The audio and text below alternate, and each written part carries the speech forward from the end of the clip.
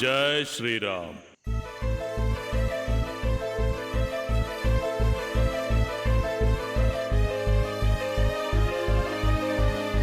స్వామి, నేను మిమ్మల్ని పిలవలేదు కదా, మీరు ఎందుకు వచ్చారు స్వామి? అంతేలే, నాతో పని అయిపోయిందిగా, నన్నెందుకు పట్టించుకుంటావు? అయ్యయ్యో, అదేం లేదు స్వామి. ఎందుకు లేదమ్మా, ఇంతకుముందు మీ నాన్నతో నువ్వు వాడుకునేదానివి. ఇప్పుడు మీతో మీ అన్నయ్య కూడా చేరిపోయాడు, సంతోషంగా ఉన్నారు. ఇక నేనెందుకు గుర్తుంటాను? అలాంటిదేం లేదు స్వామి, మిమ్మల్ని ఎలా మర్చిపోతాను? నేనంతా చూస్తూనే ఉన్నాను. ఇప్పుడు మీ అన్నయ్యని మీ నాన్నని కలిపావు, తరువాత మీ అమ్మని కలుపుతావు, ఆ తర్వాత మీ కుటుంబం అంతా కలిసిపోతారు. ఇక నా అవసరం ఏముంటుందిలే.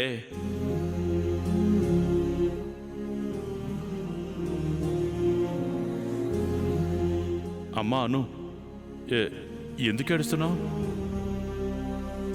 ఏడవటం లేదు స్వామి, కుటుంబం అంతా కలిసిపోయి సంతోషంగా ఉండాలని మీరు చెప్తుంటే చాలా ఆనందంగా ఉంది. అలా జరిగితే బాగుండనిపిస్తుంది స్వామి. స్వామి, మా అన్నయ్యని నాన్న దగ్గరికి తీసుకెళ్ళాను. నాన్న అంటే అస్సలు ఇష్టం లేదు స్వామి. నిన్న బాధలు చెప్తుంటే మీరేంటి స్వామి అంత సంతోషంగా ఉన్నారు? ఏమీ లేదమ్మా, నీ నోటి నుండి నాన్న నాన్న అని ప్రేమగా పలుకుతుంటే వినసొంపుగా ఉంది, అందుకే వింటున్నాను. ఏమో స్వామి, నాన్న అని చెప్పగలుగుతున్నాను కానీ ఎదురుగా నిలబడి ప్రేమగా నాన్న అని పిలిచే రోజు ఎప్పుడొస్తుందో, ఎప్పుడు మేమంతా కలిసిపోతాము, ఏం అర్థం కావట్లేదు స్వామి. బాధపడకమ్మా, ఆ రోజు తప్పకుండా వస్తుంది. వస్తుందా స్వామి? తప్పకుండా వస్తుంది. ఆ రోజు కోసమే నేను ఎదురు చూస్తున్నాను స్వామి.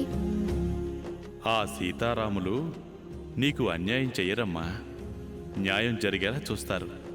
కానీ ఒక్క విషయం, మీ కుటుంబం అంతా కలిసిపోయే వరకు నువ్వు చాలా జాగ్రత్తగా ఉండాలి సుమా. ఏ చిన్న తేడా జరిగినా ఇక ఎప్పటికీ మీ అమ్మ నాన్న కలుసుకోలేరు, ఒక్కటి కాలేరు. అవునా స్వామి? అవును, ప్రతి అడుగు ఆచితూచి వెయ్యాలి, అంతా మంచే జరుగుతుంది. స్వామి, అమ్మ పిలుస్తుంది, నేను మళ్ళీ మాట్లాడతాను. జై శ్రీరామ్.